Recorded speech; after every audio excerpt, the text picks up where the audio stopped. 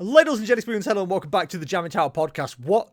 The last one was a week ago? That's right. You've got an extra one because Murdo's got stuff to talk about. So have I, but you know. About a week ago. I don't know the words, but I always hear that bit and then it ends in a word that I shouldn't say in the first 30 seconds of a video that's going on YouTube. So, once again, I am your host, Jester, Liam, whatever you want to call me, as long as you don't call me late to dinner. And that over there is Murdo. Hi. Murdo, hey, Liam. Murdo, I need to pause you just 1 second.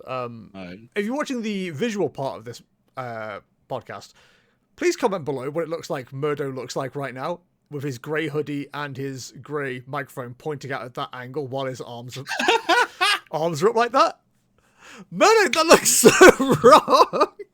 It doesn't. You're just naughty. I found the thumbnail.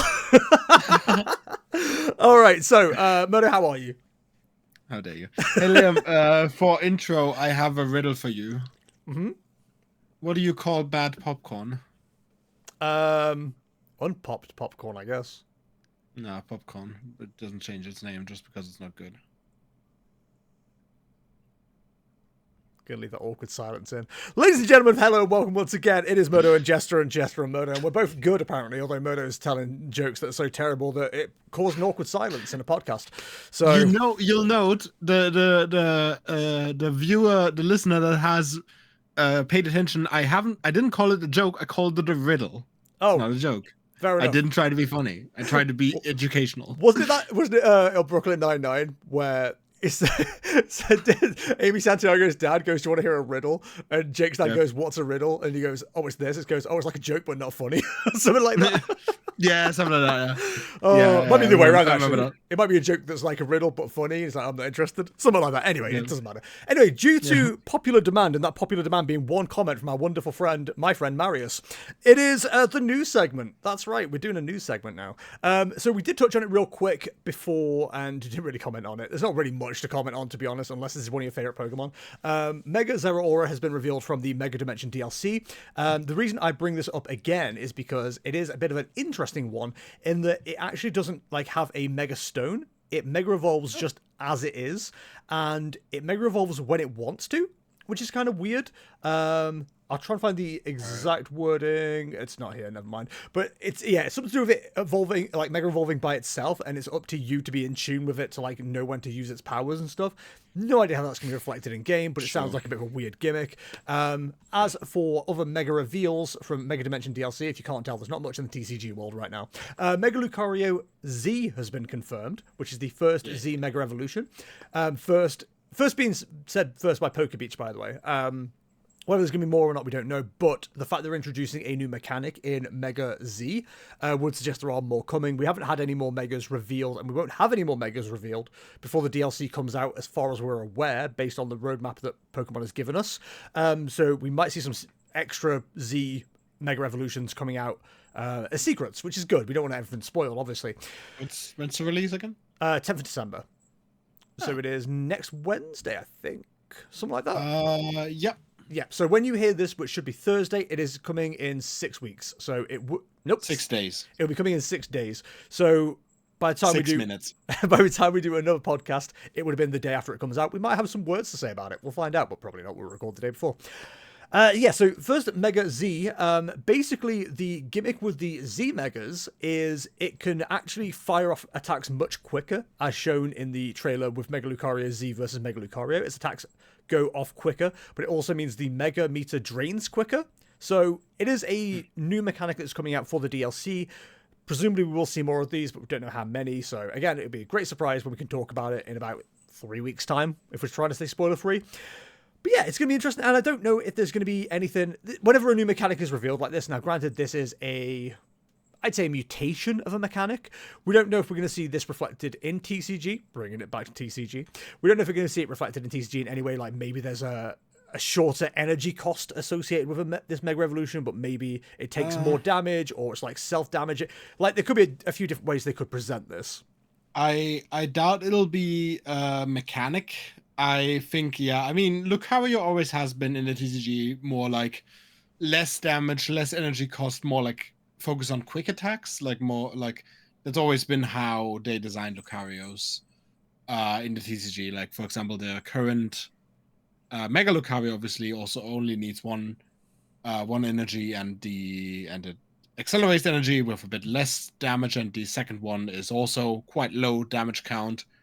No, quite low energy cost and pretty high damage. I think 270 is it? Yeah, something like that. Yeah. That's always kind of been how Lucario has been designed most of the time. As for the, I doubt there'll be its own like mechanic in the card game. No, probably not. This definitely feels like it's just a bit of a gimmick for the video game, which obviously is fine. Yeah. Like I don't mind that at all. As the design goes, my god, I don't really think it's looking good. It's annoying because it's very clearly inspired by Anubis, the Egyptian god, but they kept. Is that what they're going for? Yes, it is. Very clearly, Mirdo didn't know. But yeah, that's what the inspiration is supposed to be. But the problem is, this was the perfect opportunity to make this a fighting or steel ghost type, and instead it's still fighting steel. So they've got this cool new mechanic, they've got this cool new design, and they just kept the typing the same. It's kind of like, okay, cool, I guess. I mean, I don't really know. I mean, I know that Lucario generally is based on Anubis, or like that's kind of the design idea behind it. But like, specifically with this one, I don't really know what the antenna does. Like that one really annoys me, and those like thick sausage tails, I guess. I By the way, if you're watching it does also remind me a bit of Hatsune Miku. I don't know. If you're watching the video version, there will be stuff on so you can see. So basically, I'll do the quick read. A newly discovered form of Lucario, Mega Lucario Z, was determined to be a Mega Evolution based on how its form changes through exposure to a Megastone and its increase in power, far outshining that of an average Lucario. The long fur around Mega Lucario Z's head and waist, as well as fan-shaped tail, it doesn't look fan-shaped to me, to be honest, but makes it difficult to get a full view of Mega Lucario Z's powerful movements. In close combat, this can work to visually disorient opponents, blah, blah. While Mega Lucario can concentrate its huge aura into a destructive force, Mega Lucario Z surrounds its entire body with its aura, cloaking itself to increase its defense, flexibility, and agility. Mega Lucario Z can use aura in a variety of different ways, such as stretching the aura into a shield, or channeling it into blows by concentrating the aura into specific parts of its body, such as legs and fists. I'm sure that'll look great in a movie or a cutscene, but in the video game, it's just going to be like, whatever. It's a bit of a weird one. Yeah, I mean, I'm definitely interested in seeing it in motion and also seeing it like in the game, and like maybe they can talk a bit more about like why it is like that, like in as part of the story, and I think that's gonna be cool. But like, yeah, I don't know. The design itself, just seeing it doesn't really do that much for me. Not gonna lie. One of the first comments as well says one thing is for sure, it's going to be a steel type on TCG. LOL. That's just speculation, but it would be cool because we talked about this with the starters a while ago. I don't know if it was on a podcast or something else, but like they did it with Skeledirge, and then none of the other ones where there was like branching. There was evolutions, but there were branching types, so you could have the fire type Skeledirge and the steel type, the Terra type. But then they didn't do it with the rest of them, and it was just like, oh, okay, what a wasted opportunity. Having Lucario that's both metal and fighting would be kind of cool. Actually, I'd like to see that, but they've given themselves the opportunity to do it, and then probably won't do it. Yeah. On top of that as well, there's now a extra side mission that you can get as well via a mystery gift, much like Diancie. You can get a Mewtwoanite X and Mewtwoanite Y stone through mystery gift, and then in Legends EA, and then you can go to Lysander Labs and you can do a new side mission to obtain a Mewtwo, just like you did for Diancie. So yeah, if you're excited about Mewtwo, this game also has a way to get Mewtwo, just like probably every game at this stage. Yeah, like, God, what video game can't you get a Mewtwo in? On top of that, we also have the a new name trademark for the Pokemon TCG. We do have TCG news. Mirdo, we have discovered a new trademark for Celebration Collection. It's been filed by Pokemon Japan. Thoughts? Feelings? No. Mew VMAX in the set? Lugia V-Star in the set? Is that right? So, basically, the old set... What happened with Celebrations 4 years ago now? Yeah, 4 years ago now. 2020. Let me take you back to 2021, when the Pokemon anniversary was of the 25th variety. They came out with a set called Celebrations, which had a load of Pokemon in it.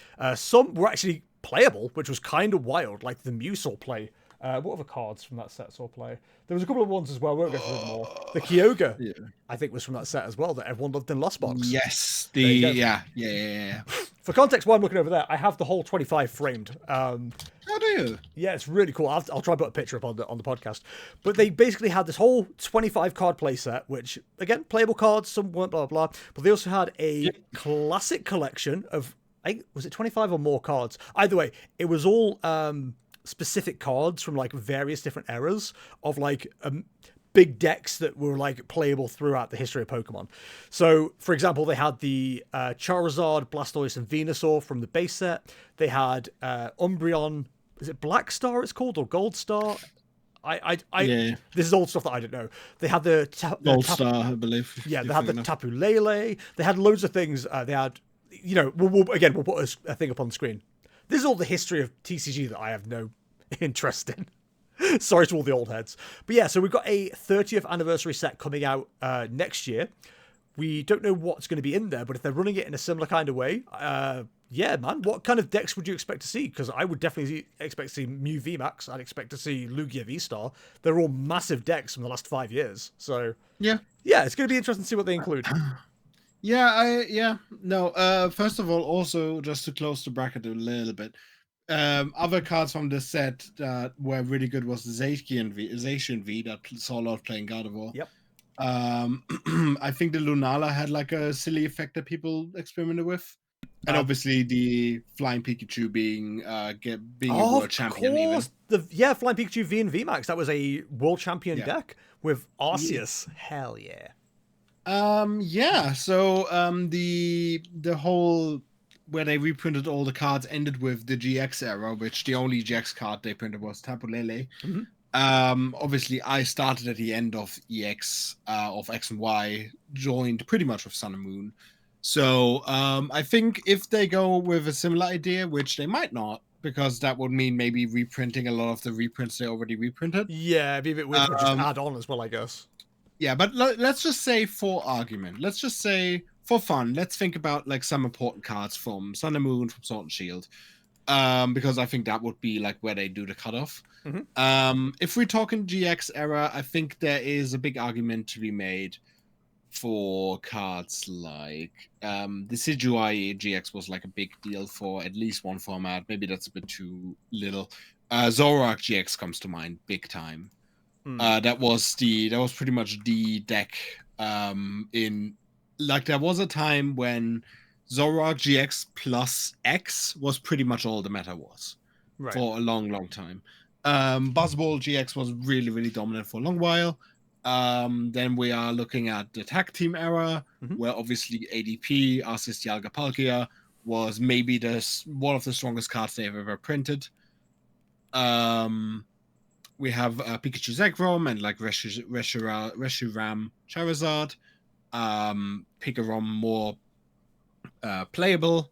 Reshi's are definitely more like for the collectors and stuff like that. Pikarom was like one of the decks that I always hear people talk, like the old heads talk about being like one of those decks that dominated for a long time. Oh yeah, Pikarom was really, really powerful for a long time. If GX was the cutoff, I suppose there's enough of a history now to do another 20 plus like any cool. Like I said kind of mistakenly really that it was like all old decks that were like good. The Charizard, Venusaur, Blastoise weren't. They're just like classic cards. They could always do something similar with like Neo sets and stuff. So like do a gold silver. These are the 3 cool ones. Blah blah. They had Birthday Pikachu as well, which again isn't a. I mean, deck, I think there needs to be a couple of like, also like especially if you want to represent the era of like Sword and Shield of Sun and Moon, I think you have to put a couple of collector's cards in there. Yeah. Especially if you, at some point, if you like 5 years into the future, want to represent the current era, you definitely have to have some collector's chases in there, I think. Yeah. Because you had the Cleffa from like ages ago. They had the Shining Magikarp as well.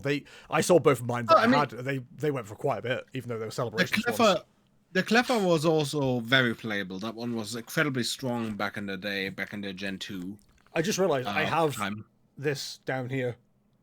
Oh, yeah. So we have stuff like Imposter Professor Oak, Dark Gyarados, here comes Team Rocket. Oh, it's not the Cleffa. Yeah. Groudon, I believe, was incredibly powerful for the time as well. I Claydol, think that I heard a also lot pretty about. much. I think that was pretty much like the card you had as your preferred starter at the time. Because obviously, if you try to attack it and take it out, you flip a coin, and if tails, you don't take a prize. I didn't even know I had these. Oh no, it ends the turn without attacking. Oh god. And also obviously the attack, shuffle your hand, draw 7 is really strong to, see more of your deck. But yeah, and if we are going through Sword and Shield, this is now the time where you can maybe chime in a little bit more. I'm thinking. It's hard for me to chime in really because I didn't start playing until 2022, and by that point, because of COVID and stuff, the big decks that would have been around at that time didn't exist, if that makes sense. So by the time I got into it, it was almost Fusion Strike time, and that's why Mew is like in my head as a one of the decks you'd print kind of thing.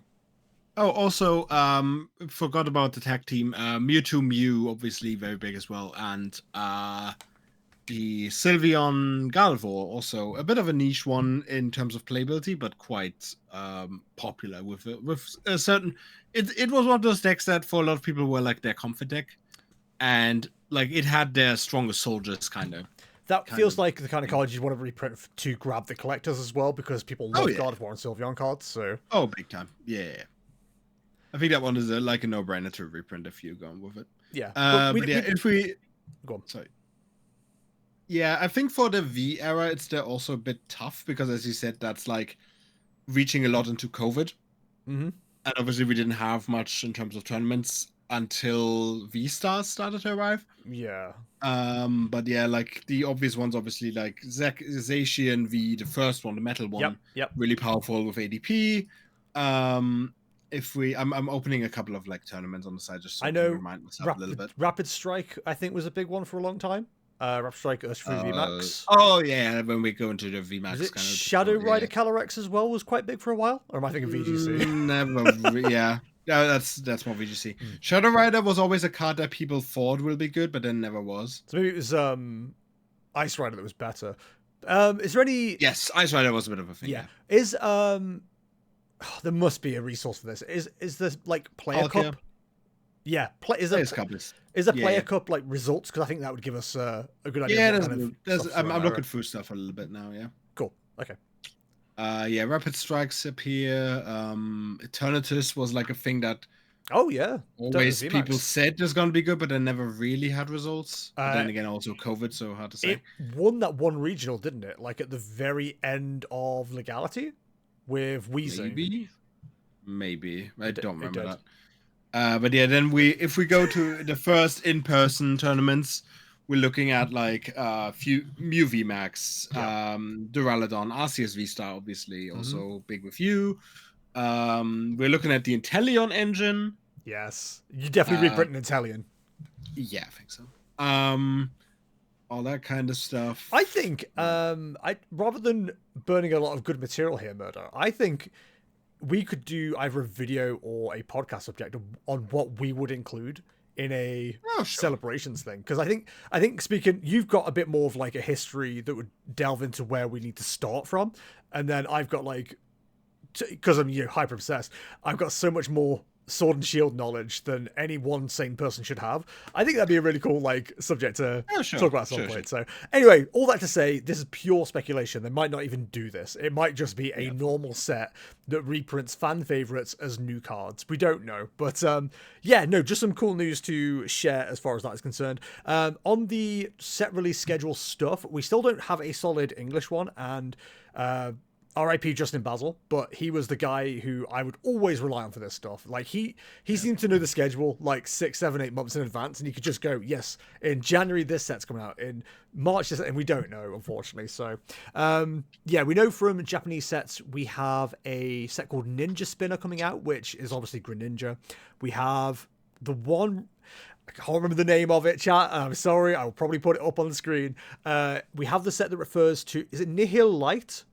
Which refers to the Mega Zygarde's like signature move kind of thing. We've got that confirmed as well. So that's on its way. We also have some kind of reference to potentially a Ruby I don't think Sapphire, but Ruby, which could have something to do with Rayquaza. We don't know.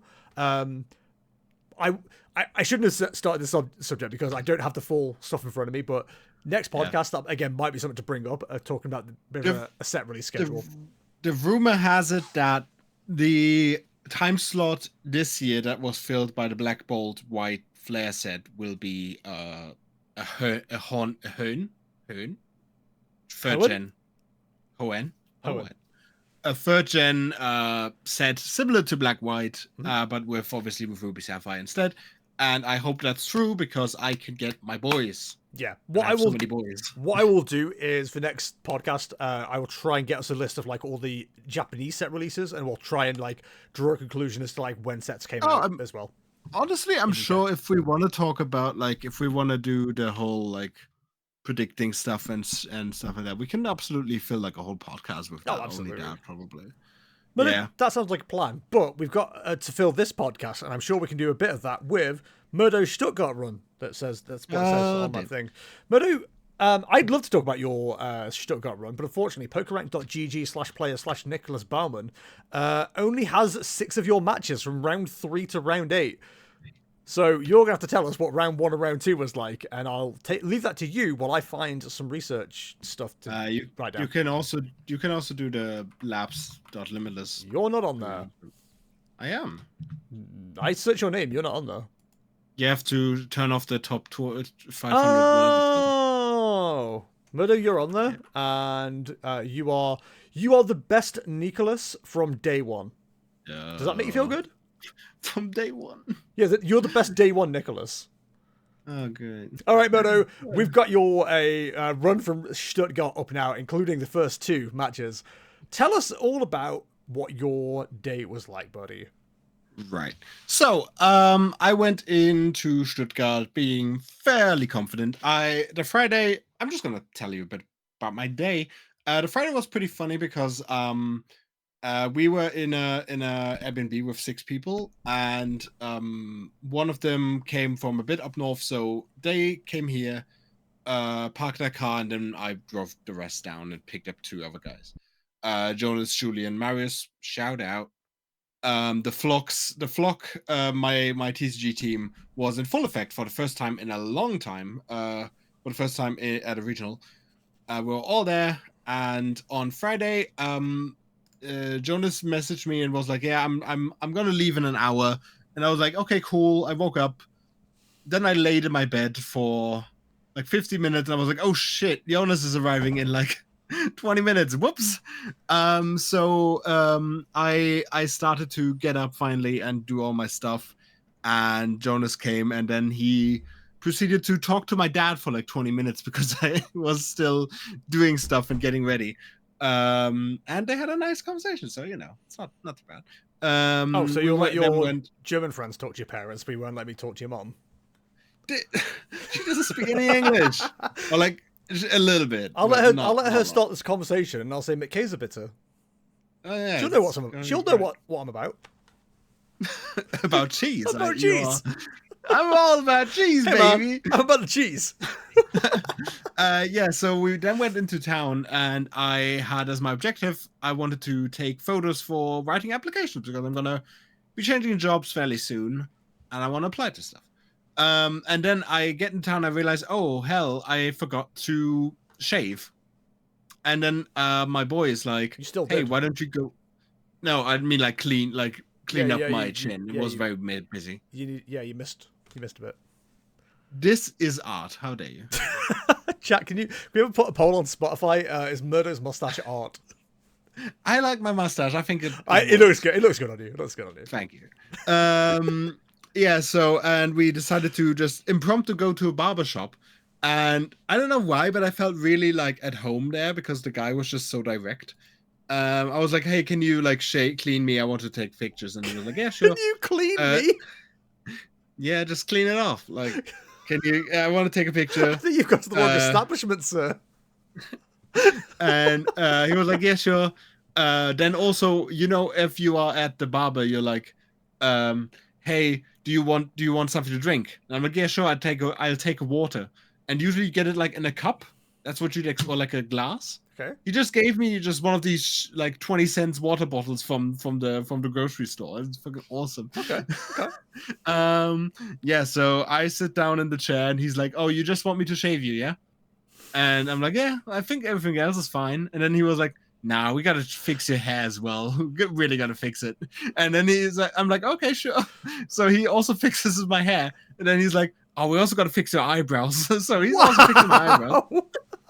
No, it's like I think some people would mistake that as like being rude, but I was like, oh, that's so like he's looking out for me, like wanting like this to work. So I'm like, oh, like I appreciate the taking the initiative in it, if that makes any sense. Right? You know the barber we went to when you came up for Yes, whichever one it was. We went to the one on the corner. UIC. Yeah, yeah, they're really good for that kind of thing as well. Because when I've gone in, I usually go to another guy, but like I've been in there a couple of times when they've done my beard. I love my main barber, but they do such an amazing job because they're like, oh, do you want us to do like this and this and this? And it's like amazing. Like they get like proper tight on there, and it's all like well shaved, clean up the mustache. It's all they do such an amazing job. And like I don't ask for any of it. They just go, can we do this for you? And it's like, oh yeah, go ahead. Like that's really helpful. Thank you. Yeah, it's like I've always been looking for like because I'm quite uncreative when it comes to hair. Like I have hard time really articulating what I'd want and what I So like I'm like always like, hey, can you maybe like just like free reign, just try something. I don't mind. Just and like there's never really I'm only recently found people that are like have that certain something that it's can like, really do something with that. So I am your canvas. Please exactly. work your art upon me. Yeah. So I really appreciate when they're like, hey, okay, so I think this would look good. What do you think? Can we try that? I'm like, yeah, sure, absolutely. Go for it. Like, if you say so. Yeah. So it felt really nice to have somebody be like, yeah. So I have like a proper hair barber that was only meant to be for my beard. But honestly, maybe I'll go there again. It was pretty nice. So yeah, that whole thing we wandered around town. It was a Christmas market as well. We had a nice time on a Christmas market. Then we had to drive down to Stuttgart when Marius and Julian arrived. All pretty good. We had a really nice Airbnb. Pretty cool. Because it was like one big living room, and then there was a room on top, like base, like. But it was a bit of a. So there was a room. Like not a room because it was open with like a balcony, right? More or less. So a mezzanine floor kind of thing. Yeah, kind of. Yeah. So it had a little bit of privacy, but like was pretty cool just in like how it looked and how it felt. Gotcha. It would have definitely been pretty nice in summer as well because it had a big like balcony as well to sit on and like look over the little village we were in. Cool. Yeah, pretty cool place. Anyway. The Stuttgart run, the thing you came for. Enough foreplay. So I went in. Yeah, I went in pretty confident because I won the cup the week before.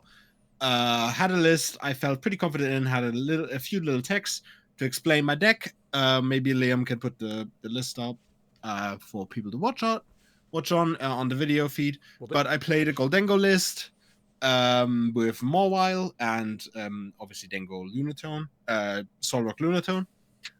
Pretty standard, most of it, but I had a couple of spicy techs. I played one Iono because I felt like right now it can be pretty good, especially if you also play like I do Prime Catcher, so you can really knock out something important and then make a scramble.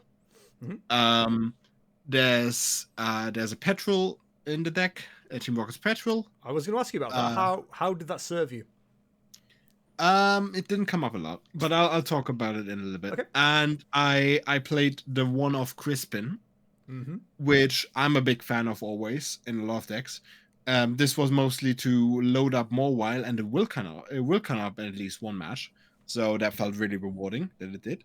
To talk about a little, because Petrol didn't come up that much, but in the initial list, Petrol was in there as like a 5th Arven just for like more consistency, and I really like it because at the cup I played, Petrol also came up a couple of times for finding a stadium to bump the opponent's stadium, for example, a lively stadium. So because it searches any trainer card and not just items like Arven does. a lot of time it will find you an item.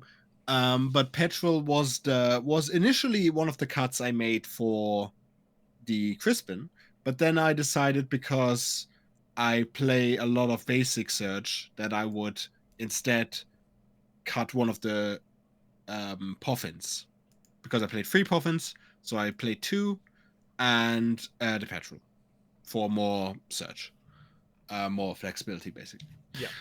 Right. So we start into the tournament. Like I said, I feel pretty confident, pretty good. First round I play against somebody that's born in Germany, he said.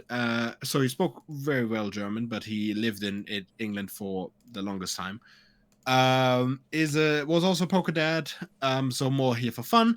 And he played very. Actually, can I look at his? We can look at the deck list, Mirdo. I can. Yes. Okay. So, So this was a really weird deck, because he played Cinderace with Hydreigon EX. So the way it works is basically the only starter you have in your deck is Fez as a one-off and 4 Cinderace. Now you might be saying, hey, Cinderace isn't a basic. Yes, but if you have it in your start hand, you can play it as a basic, basically. Its attack says it does 50 damage for 1 energy, and you can accelerate 3 energy onto the bench, which is quite powerful. Its ability specifically, just so we get this clear, this Pokemon is in your hand when you are setting up to play. You may put it face down in the active spot. It can't be on the bench. It has to be active spot. Oh, okay. 1 second. Oh. So while Mirdo's just doing that, yeah, it's an interesting deck. So basically, what Mirdo means by starters is there's 1 basic and 4 Pokemon that are capable of being in the active. So presumably the idea is it runs with Grimsley's move as well. So presumably what you want is Cinderace in the active, manual attached to it with the Turbo Flare going second, Grimsley's move getting either the Xylas or the Hydreigon preferably, because whichever one you find you can put straight onto the bench. Grimsley's move is, let me just double check, look at the top 7 cards of your deck and put a dark Pokemon you find there onto your bench, shuffle the other cards, blah, blah, blah. Can't use this during your first turn. That's annoying but understandable. But yeah, it basically means you don't need to start off with Dino. You can literally go straight into Hydreigon. I didn't realize that you can't use it during your first turn, so you definitely want to go first then. That's interesting. Yeah. Okay, yeah, you do. That is cool, actually. Okay. Yeah. I didn't realize that was on there either, so that's quite a cool thing to find out. But it does also play Boxed Order, which sets up for a Grimsley. So you want to go Cinderace first, Boxed Order a Grimsley, and then go from there. It runs all kinds of stuff as well. But maybe I'll let you carry on that. You back? Yeah. It definitely didn't run really great, but it's a very fun deck. I think there was no second, like there was only Cinderace in game 1. I think there was only the Cinderace. So I only saw the fire attack and I was like, oh god, this is going to be a fire deck. I'm very worried. And I think I was able to defeat it because it didn't have a follow-up. So in the second game, I then see, oh, it's a Grimsley deck and it's trying to do Hydreigon. So what happens in the second game is that I think I knock out Cinderace, and then he puts up the Hydreigon. I have a pretty slow start as well. Hydreigon with the cape. It also plays Hero's Cape as the ace spec. And I then have to deal with 430 HP Hydreigon. And I think he goes down to 1 prize card.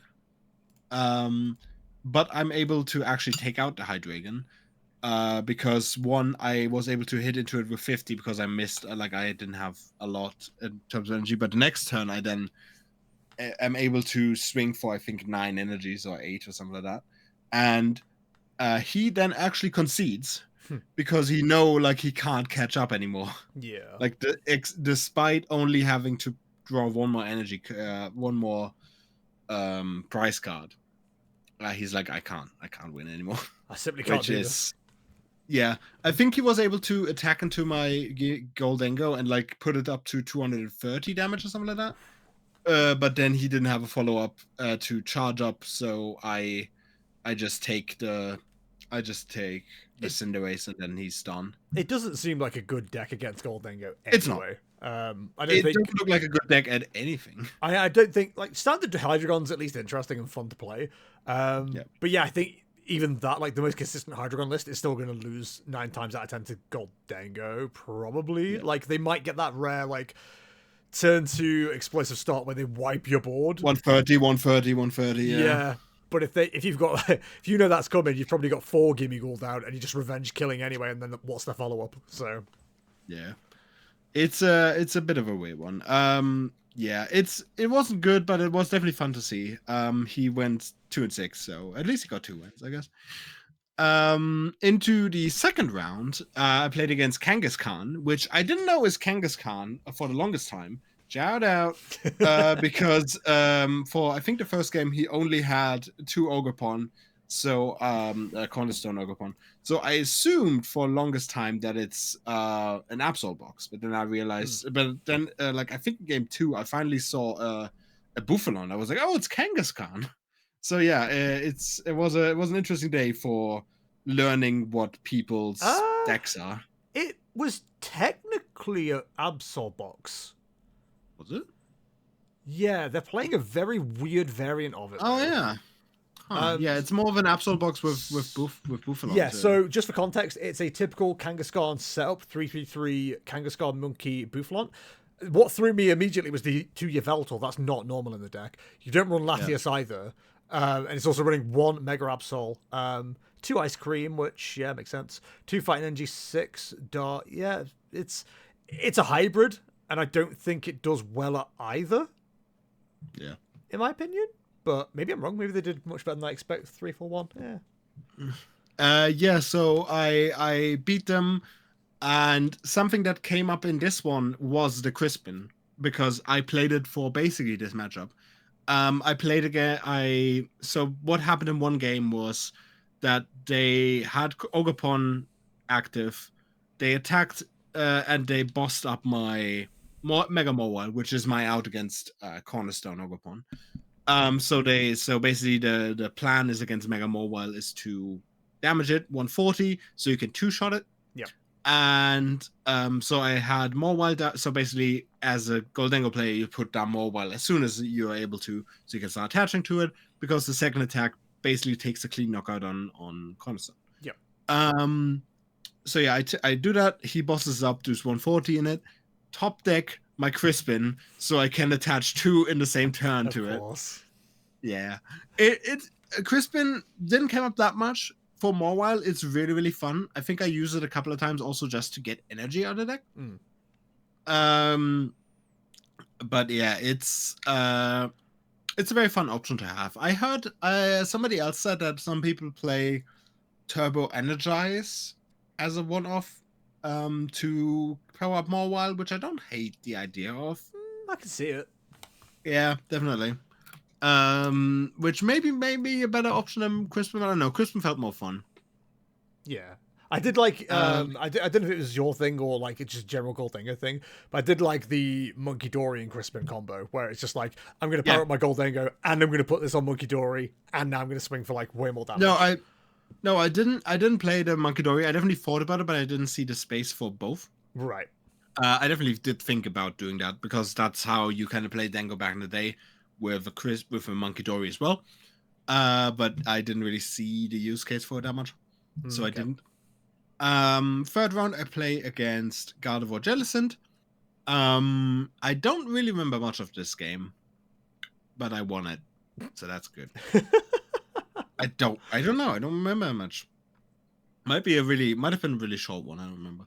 And the fourth game I play against a German player that we both thought we played against each other already, but we couldn't really tell when or how or whatever. Who's on Charizard Pidgeot. So that was a quite intense matchup because in game 2 the Iono came quite clutch, and I probably could have won the second game if I gusted and knocked out the right thing instead of the thing that I did knock out. So basically he had 2 cards in hand, right? And it kind of felt like he was bluffing me because he did TM Evo and he played and he had so he did TM Evo for Pidgeotto. So I was like, And I think he shuffled back the Fez the turn before. So I was like, okay, I think you have a Nest Ball in hand at the very least because he shuffled the thing back. Yeah. And possibly a Pidgeot or like an Ultra Ball or something like that. I was like, okay.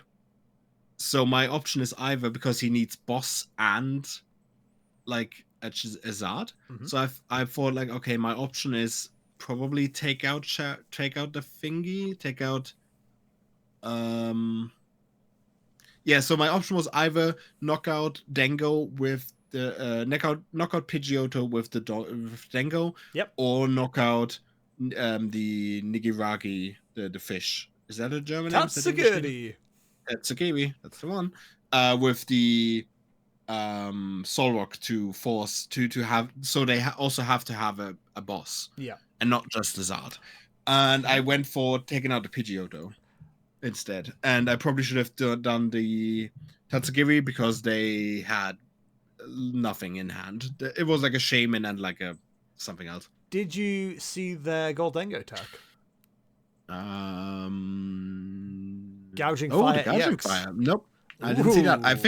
I think that's more of a Cornerstone tech. It is as well, but yeah, that's relatively easy to get set up and reset as well. They're running with the one jet energy in deck. No, I didn't see that one. Wow. That's yeah, but I managed to win that one as well, so I'm 4-0. I'm very, very happy with myself, how it's going. It's going really well. And then what? It's a shame you don't remember the God of War matchup, because I'd love to know how you did against that Jellicent, because I've been told that's a horrific matchup the Jellicent gets going. Jellicent isn't great. I think this one, yeah, okay, so this one was just a lot of bad luck on their part. They started with Clefairy in both games, which is horrible, and they had to place down the Mega Diancie in one of the games, which is double horrible. Yes, remember you telling me, because they are Steel Weak as well, so they need to hit for 300 if they're not Bravery Charmed. Yeah, and that's what, 3 NG? Yep. Because of weakness? And that's 3 prize cards, yeah. I think they just had like horrible luck for both of them. I think that was it. The Jellicent and the Fringe was definitely very annoying to deal with. But like if you keep like resources a little bit, you can deal with it. It's just really annoying too. Yeah. Which brings us a little bit to round 5, which was against a very, very nice Italian guy who played Absolbox. And that one was also, interestingly enough, one of the lists which I tried to kind of like convey to some of my friends that also play Absolbox. A variant that didn't play any of the specific Dengo techs. So no Crustle, no Cornerstone, no Toadscruel or anything like that. It's basically just a core Absolbox with a Frillish and your corner, your not corner, what's it called? Clutch and all that kind of stuff. So that one was really annoying to deal with because Frillish was quite the menace. Quite hard to deal with. And also like a lot of the stuff, especially during the end, like a lot of it is about resource management, especially because if they have access to the Frillish, you're just not gonna get like your energies back at all. So that really sucks. Yeah, so I won the first round quite close. I lost the second round quite close because I was missing like I think an energy. Something like that. Yeah, quite annoying. I think we had like 9 minutes on the clock and it was a tie. So we were like, do you want to play? And they're like, yeah, it's fine. So we were just like, okay, it's a tie then. Was pretty fun games, but yeah, it can be quite tough to navigate the matchup. You have to be quite careful with your resources, and I kind of wasn't. So yeah. And also, if they know their things and like know the counts and know how to put their stuff out of range, it can be almost impossible to beat. Yeah. Yeah. So pretty nice player, also pretty good player. Had a couple of good results last season as well, and now we're both 4-1. And now the horror starts. I play against a Japanese player, which at European regional is quite unusual. But I play against Haruto Yasuda, Pretty accomplished player. Was decked out, dripped out of his mind in full World's gear from last year. Like the cool, I don't know if you ever saw the black denim jacket from last year's Worlds. Really cool. Looked really good. And he played also Goldengo Lunatone. Very similar list, with the notable difference of the Hops Cramorant, which is very fun in the mirror because it like means you can knock out Solrox with a Ron Prizer, which I think is pretty cool. I never really thought about it like that, but yeah, I think that's pretty good if you're expecting a lot of mirrors. So we go pretty much back and forth. I think I win round 1, he wins round 2. We get down to round 3, and I Ono him to 2. Because I Ono him to 2 because I basically need a turn. Like I fell back and I need a turn, and if I survive that one turn, I think I took a Solrock knockout, and I just need him to not be able to take 2 prize cards. So I Ono him to 2 and hope he misses, and I think he hits like 1 energy retrieval, counter catcher or prime catcher, I forget. No, can't be counter catcher. He doesn't play counter catcher. Prime catcher and knockout, and the vitality band to take the knockout on my Fez for the last 2 prize cards. So I was 1 turn away from winning that set and going 5-0-1 into day 2. But lose that one, unfortunately. And then the actual horror starts, because then I go into Alexi Genti, who's a Finnish player, also a very nice again. I just kind of like the deck kind of just doesn't work for 2 turns, for 2 games. Just I think I'm done after 20 minutes. And now like the mental game starts to lose me, because I'm like, oh god, this is like, because both in Lille and Gdansk I lost the last 3 rounds in a row. And I'm just like, oh, this is going to be a repeat of that. And I don't really understand why. So I'm just like kind of trying to reset.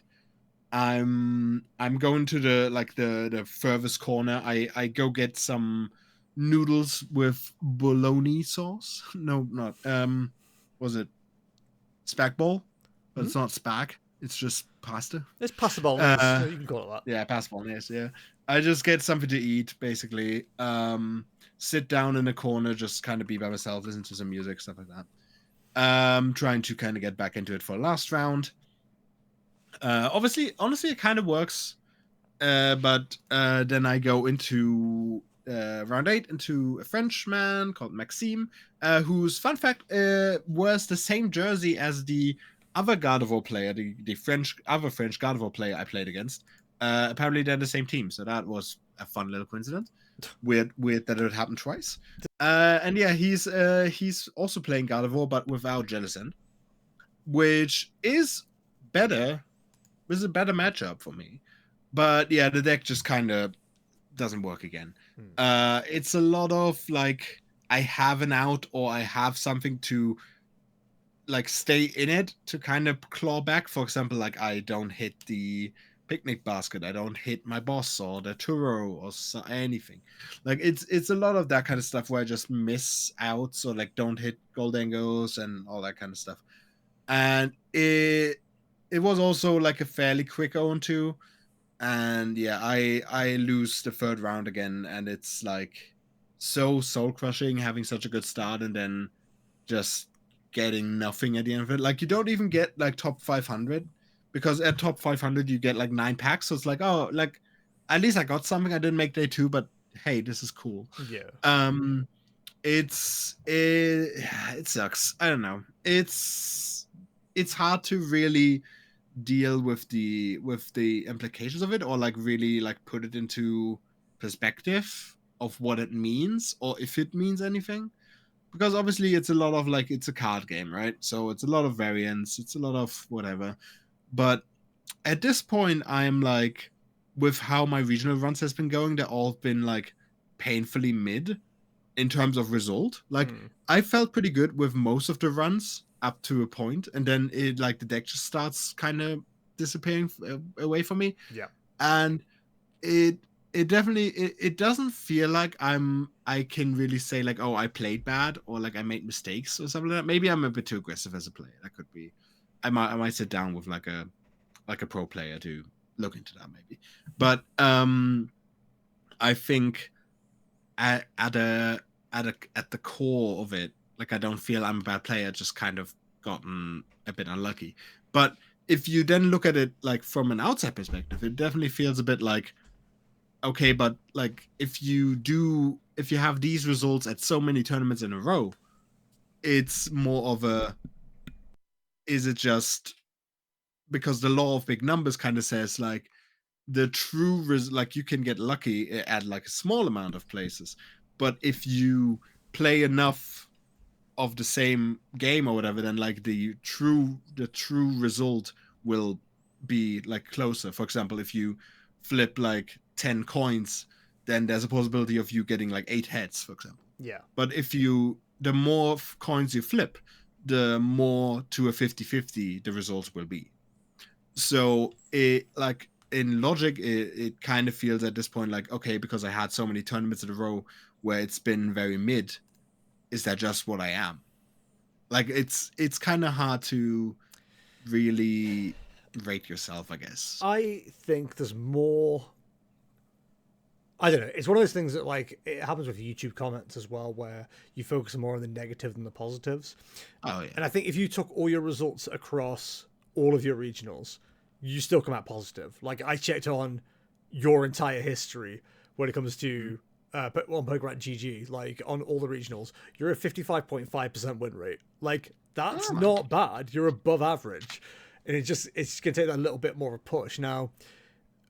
Regionals are always going to come down to many factors. Like it's not just one thing, but meta predictions and etc. Like they're important. And I think you've got to go into you had played one, but because you lost against that one, that could have been the one that caused the problem. You had one mirror match. So that isn't, I hate to say this because I'm going to sound like a right idiot when I'm proven wrong, I imagine. But mirror matches with two, if you have got the same skill as your opponent, it doesn't matter how well you play that deck.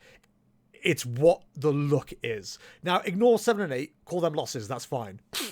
The one you lost against Haruto was a mirror match. And if the coins had gone the other way, no pun intended, the result would have been flipped. You would have won that. You'd have been in day 2. You've got to think about it that way. I think mirror matches are the one thing you can look at. Because the rest of it's variance. Like, Charizard's not a good matchup for you. God of War... It is, but God of War is one of those decks that kind of like... Yeah, it can go either way, honestly. You've never won until you've won, kind of thing. Like, you could be one price to 6 and they somehow come back somehow. It's so annoying. But like, you know, the mirror matches are the ones you can definitely highlight and go, okay, if that's the one that could have flipped. And again, it's all based on luck. Like, I'm not saying you're as good as, I'm not saying you're better, I'm not saying you're worse. But if you say you are both at the same skill level and you're playing the same deck, not necessarily the same 60, but the same archetype, it is going to come down to luck at the end of the day. And it's not necessarily luck of the match either. Again, it's like you might not be playing the same 60. So the luck starts before you even get to the tournament. It's like, oh, I put these cards in, so I now have a slightly better matchup. You may put these cards in because it gives you a better overall matchup, but maybe sacrifices points.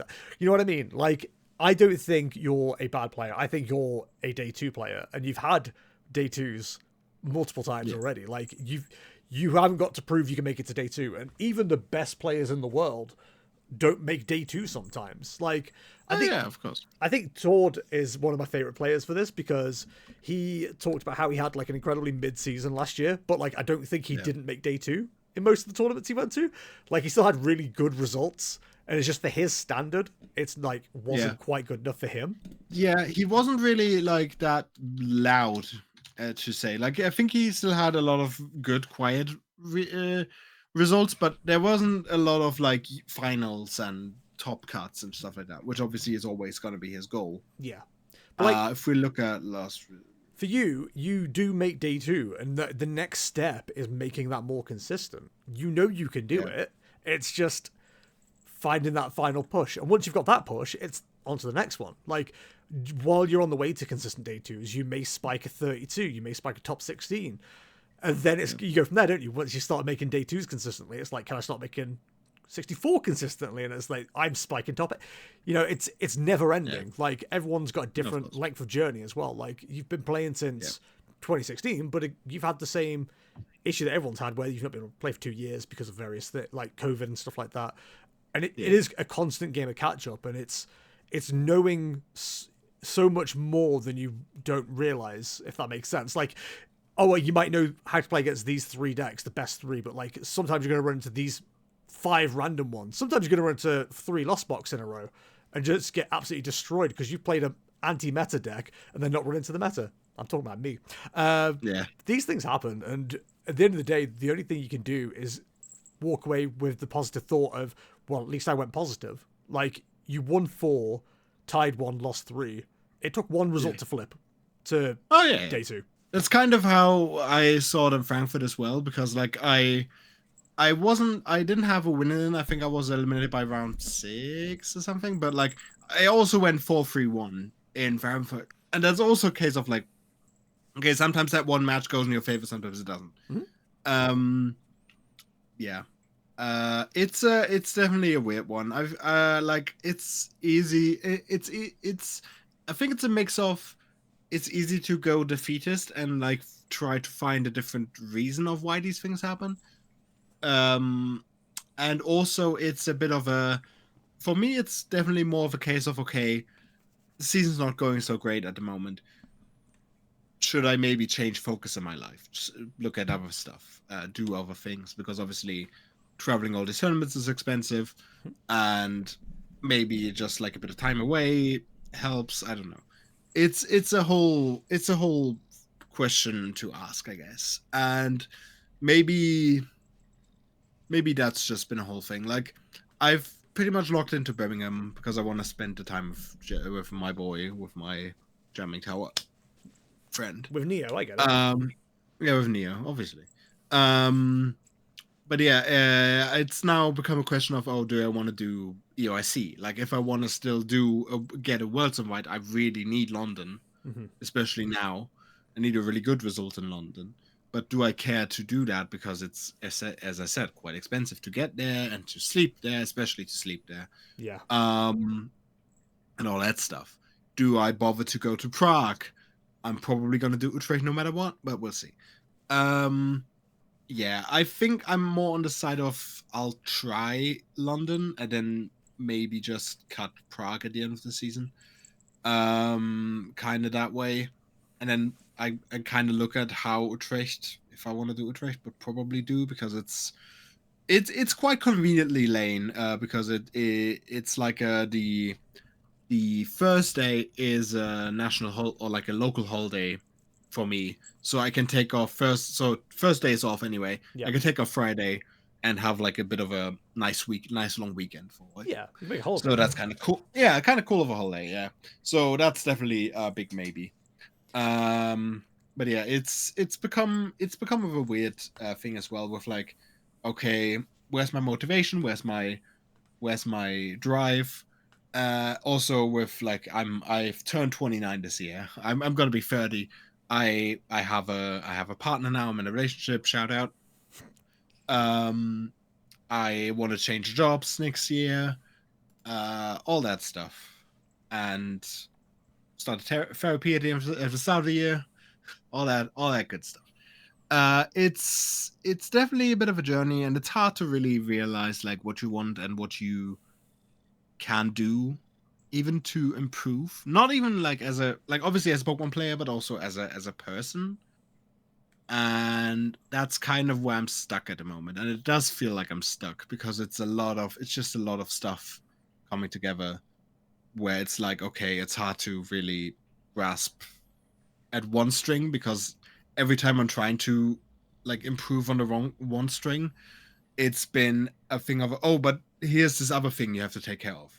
Like, and then I don't really get done with any of them. Yeah.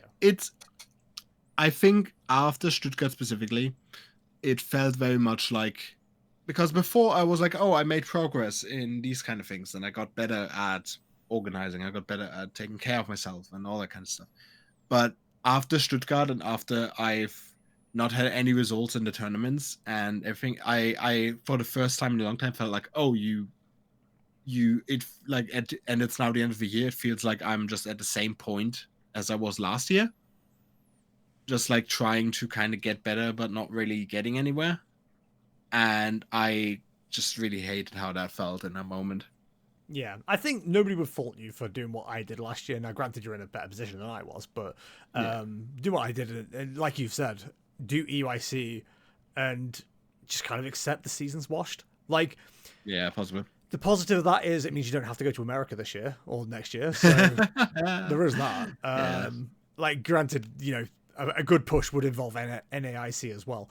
But, you know, I think you can kind of use that as a convenient excuse more than anything. It's like, well, I don't want to have to travel to America under current circumstances anyway. So if I take this year as a bit of a builder year, and come back stronger next year kind of thing. Like, you know, maybe I've been forced into that position, but I'm kind of glad I am because I haven't enjoyed the game for the half a year at this stage. Like, I played Raging Bolt back in May, and then we talked about this last podcast. I did one cup which I didn't want to play, so I did 2 rounds and dropped. And then because I have reset and I found decks and gameplay that I actually enjoy, I've been signing up for cups again. I've been doing challenges again, been going to locals again, and it's helped immensely to bring back my enjoyment of the game. And I think that's kind of like what you need to do at this stage. I think it'll benefit you massively.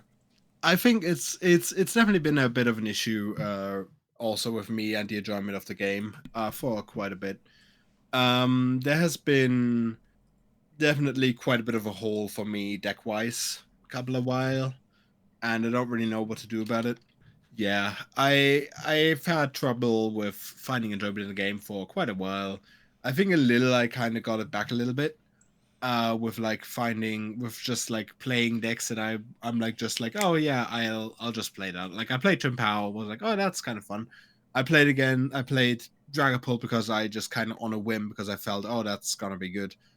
All that kind of stuff. I think it's gotten a little bit back to me, but I'm still not quite there. Like, there's just no deck that I vibe with as well as I did with the decks I did best with, which is the Champow variants and with the Dengo Dragapult. Like, I don't know, it felt different than it is now. It's very much like how I felt 2 years ago now, where I had again, I mention this all the time, but it is one of my like highlights.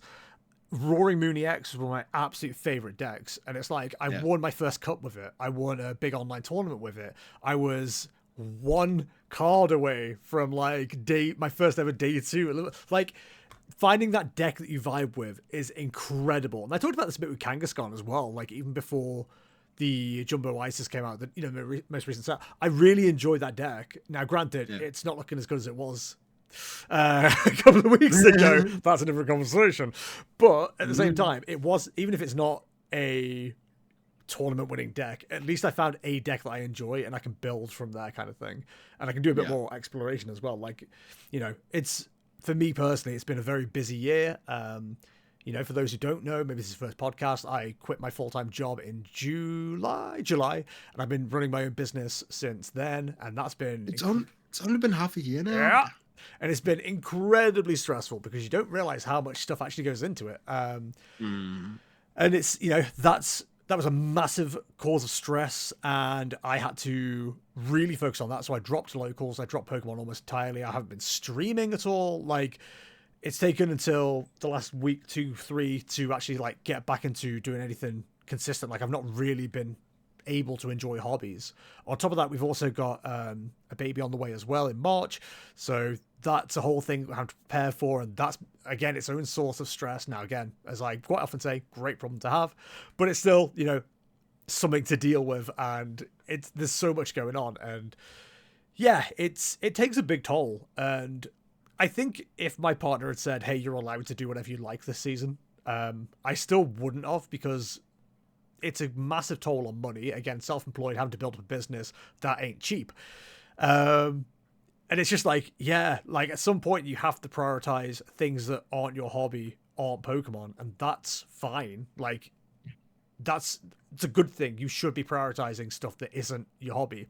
I went to one this year because it was my birthday weekend, and I played a deck for fun that I enjoyed, I played a bit of, and had a great time. Didn't have the best scoreline, but as I mentioned before, got the most points I've ever got from a major in over a year, because I didn't get any points from majors last year because I was too stressed about the game. Like, I was spending money and going, oh, I could really do with making top 16 to get a grand. Otherwise, I'm kind of wasting money here. And I know the money wasn't necessarily the topic, but it does go hand in hand with the mental health kind of stuff. So yeah, all that to say, I'm a rambly bitch, but you know, at some point you kind of have to cut it off and go, cool, I put my money, my resources, my time, my health, blah, blah, into other subjects. And I think that's what the most important thing is. Pokemon isn't going anywhere. And based on what I know from the old heads, the game recycles itself every 3 or 4 years anyway. Like, you know, Snorlax Storm, that deck we all hated, it'll be back in 2 years as a different kind of Pokemon. Yeah, absolutely. It's not going anywhere. It might also be a case of, like, there might be the fates aligning, and in the Ruby Sapphire set, there's gonna be a playable Pelipper that's really, really good. I'm like, yo, there's already awesome. a playable Pelipper. It's a 5th boss. I mean, honestly, I did think about if the Pelipper with the ability Hearsay, which is an amazing. That's what I was talking about. Yeah.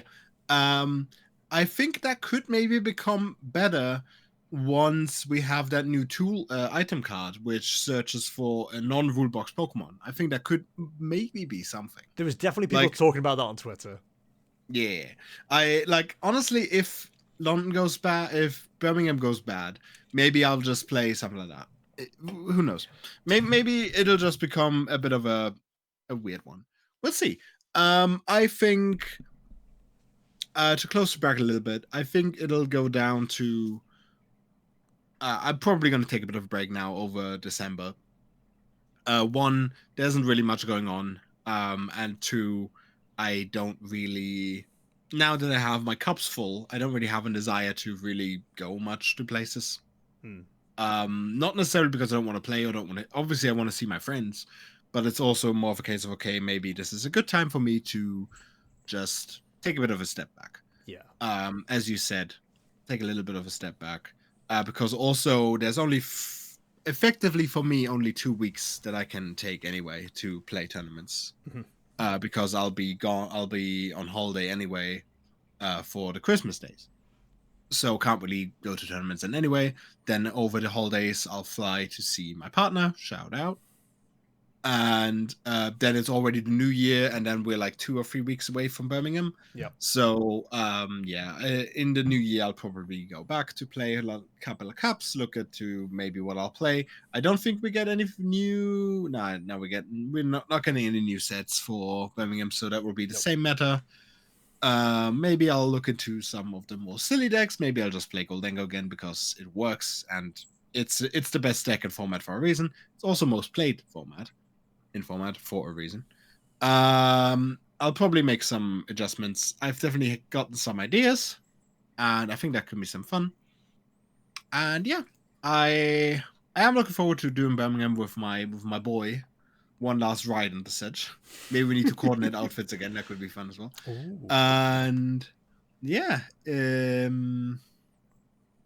don't know. It was good to kind of talk about it in the open, and like I would definitely love to. I know we're not getting a lot of comments, and like you don't need to leave comments anywhere or whatever, but if you guys want to like share your stories a little bit and how you deal with like tournaments and like nervousness and also like expectations, I think a lot of this is about like expectations to yourself. Management of expectations is definitely a big one. Big time. Feel free to share. Add us on Twitter, DM us if you don't want to put it out in the open, whatever. And I think I'll leave this topic. Obviously, you can still add stuff if you want, but like I'll leave this topic with something a very close friend of mine said, and it is if you like I'll paraphrase because it wasn't German, but it meant if you define your entire self-worth about something that you're good at and like your results and your success with it, you will start hating the thing that you're good at and don't want to do it anymore. Yeah. And I think decoupling myself from my results is something that I'm not quite good at, but it's something that I'm working on, and that is important for me being happy and like having fun at the hobby as well. I think it's very much the same logic as don't turn your hobby into a job. It's that kind of thinking, similar, because people always say, oh, I'm really enjoying what I'm doing. And then it's like, oh, I can make money from this. And then you start making money. It becomes a lot more, your mental shifts on it. And it's like, oh yeah, I have to start doing this. And I will say, like, it's similar to dog walking for me. Like when I first started, it was amazing. Like I love dog walk. I still do. It's still a great job, you know, but I do wake up some mornings and I go, I've got like 6 walks to do. Like I've got to walk for 5 hours. That's a lot, dude. Like it's yeah, of course. Yeah. Because then you also have to do it when you don't want to. Exactly. Because, like if it's just a hobby you do for fun, you do it whenever you want. Exactly. But if it's a job, you do it when you have always. Yeah. All right. So with all that done, yeah, we are quite long at the moment, so I am going to kind of talk about Stuttgart real quick. Maybe we can talk about the meta a little bit next time because nothing's really going to change. But the top cut was a top 9 top cut, and we had, I'm not going to go through the names, but from the champion to 9th place according to the ASIM rules, we have Charizard Noctowl, which was a Charizard Terrapagos Noctowl list, which I've seen so many of online. Oh my god, that deck is so annoying to play against. Dragapult, Dusknoir, Goldengo, Lunatone, Dragapult, Dusknoir, Charizard, Pidgeot, Goldengo rocks, Dragapult, Dusknoir, and Joldengo. Noted, no Gardevoirs, which is kind of wild. There were quite a few hovering in the top 32. And speaking of the top 32, we do have... Is there only one? Yeah, only one. Kangaskhan, Bouffalon, and Lot Bunny Dusknoir. And I said to Mirdo, I mentioned this, I was like, I'm kind of... I didn't say it out loud, but I did kind of think to myself, I am going to kind of like maybe focus on one of these decks based on the higher placement they had. Both top 32. So, you know, you can't really chop and change them. They're both on the same scoreline, same points, blah, blah, blah. It's so weird. They're 27th and 28th. So it's real dumb. And just to quickly go through the meta, the most played deck overall was Goldengo Lunatone with 15.26%. Next up was Dragapult Dusknoir, Charizard Pidgeot, Gardevoir Jellicent, Straight Gardevoir, and Mega Absol Box is your top 6. That is your overall. Does that change for day 2? Nope. And it's same day 1, day 2. So it stayed consistent the entire way through. So yeah, not really much to talk about there. I suppose we can talk about perhaps that like that seems to be the big 6 now. Maybe you could group God of War together to kind of like bring somebody else up. But Goldengo Lunatone by far and away the most played deck on both day 1, day 2, and overall. But yeah, so just outside of that is Ceruledge and Grimmsnarl for day 2. Alakazam, Lot Bunny, Dusknoir, and Raging Bolt Ogerpon, oh how the mighty have fallen, all at 11 each. And then, after that, we're all in single digits that made it through. So maybe worth talking about, maybe not. I will say the highest win percentage for day 2 was Slacking with a 5-1, 83.33%. But the first serious deck, if we're talking about serious decks, is probably Charizard Noctowl with a 63.33% win rate.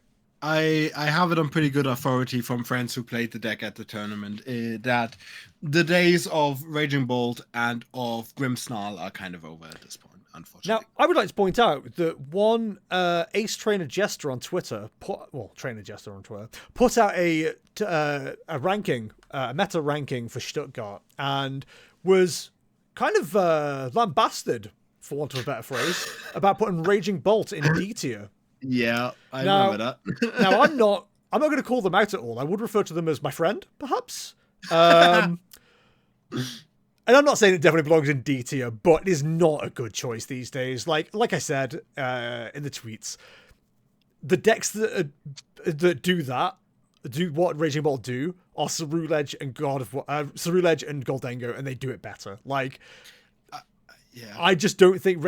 They're not big basics, I will say, but they are 2-price beat sticks, and Raging Bolt just isn't as good as either Ceruledge or Goldengo.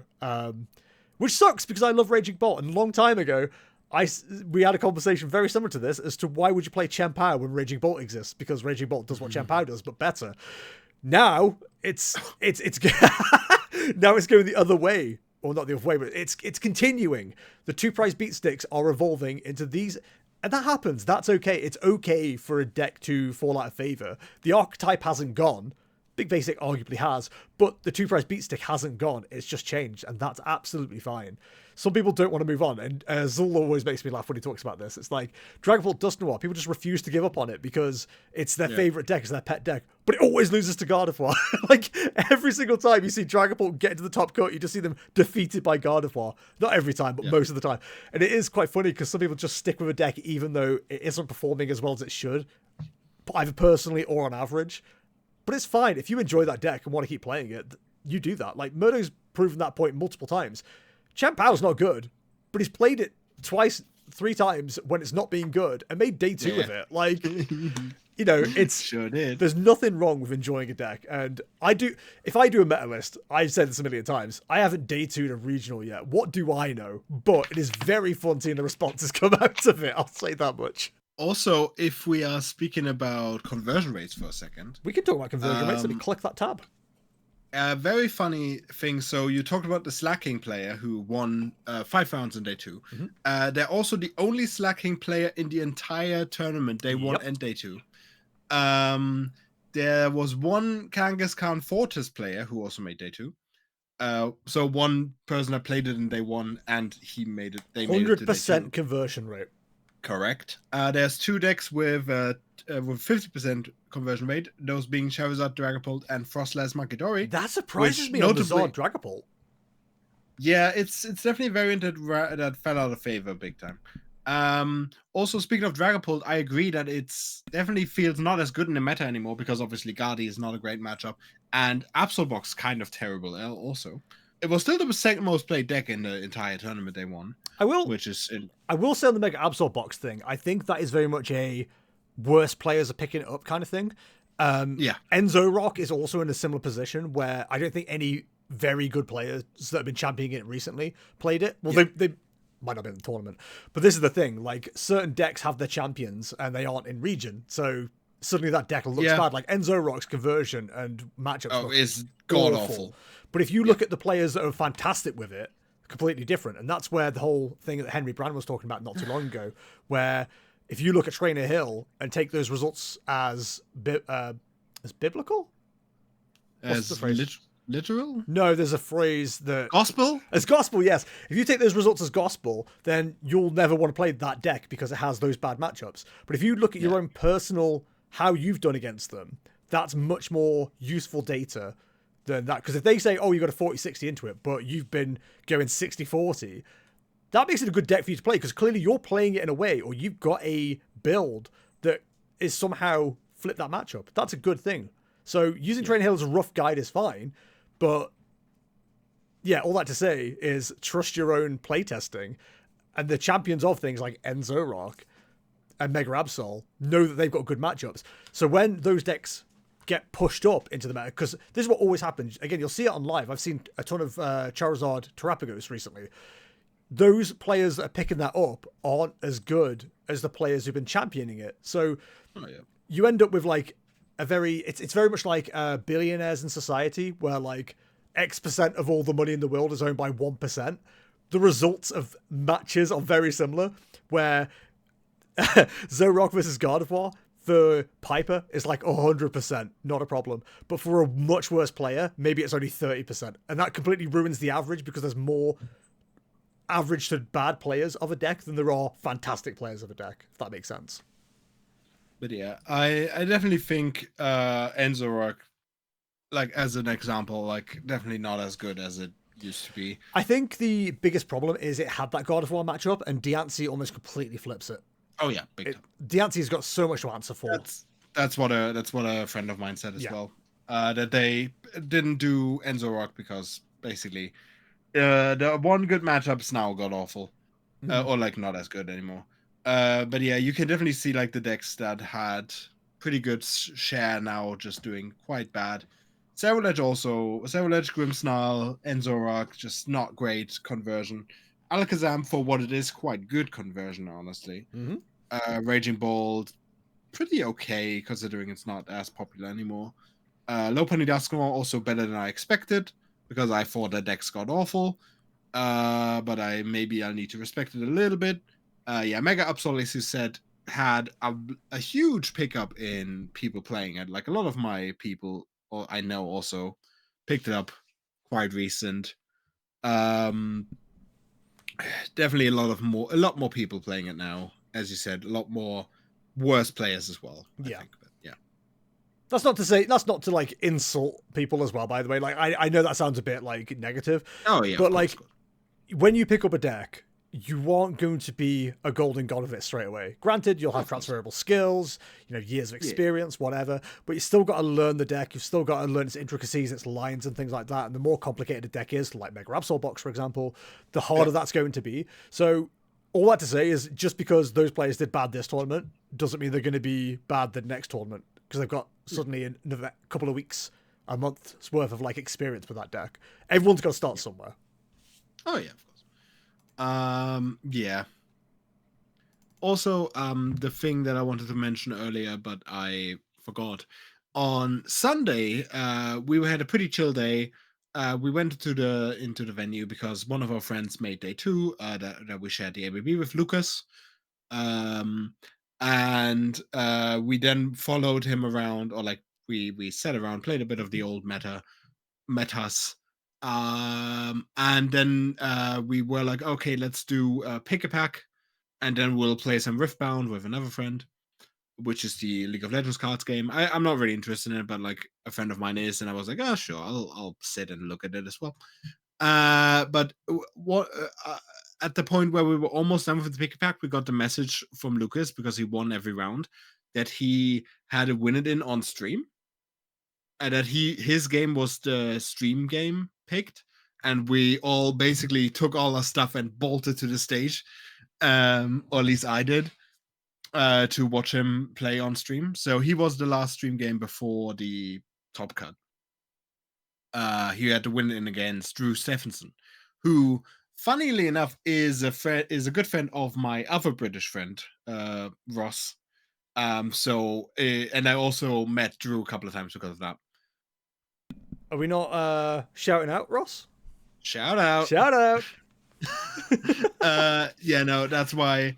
So it was a bit of like my two babies playing against each other, like more or less. Obviously, I'm a bit close with Lucas, but than I am with Drew specifically. But yeah, I like Drew. Drew is a cool guy. If you ever play against Drew, I think you'll also agree with that. Yeah, so they played really close set. They rushed a lot in the third game to get it done, and unfortunately Lucas lost quite closely. He would have been in top 8 or in ASIM rather, if he made it in.